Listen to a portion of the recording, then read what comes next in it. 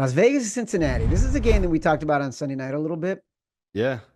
And it opened at 7.5, got up to 8.5 while we were recording, actually. It got up to 8.5 and then dropped back down almost to the minute when we were discussing that the Raiders were our early lean.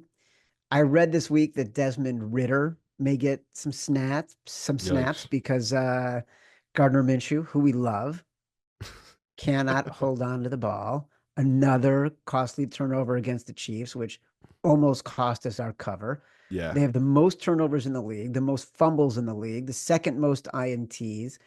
They could win the turnover triple crown, Simon. Um, this makes it a very hard to bet on them in a non-spot situation, Right. which we did last week against the Chiefs. And the Bengals are free falling. But like, what's the status with T. Higgins? To me, that's sort of the difference between maybe this is a play and maybe this isn't a play at all.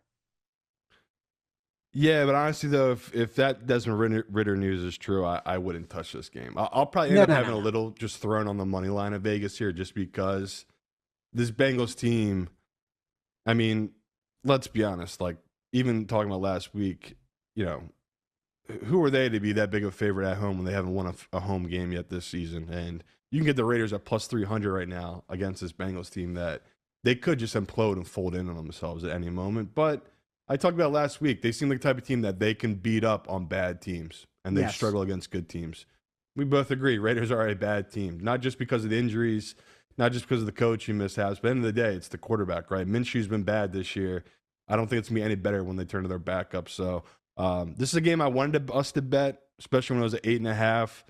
Now there's other lines I've kind of fallen in love with and I like more than this one. So I have no issue passing on this one here. It's just so tempting to take the money line on the Raiders. But man, if it's Desmond Ritter, I mean, me and Chad already went through this last year. I can't invest a lot of money into this guy at quarterback.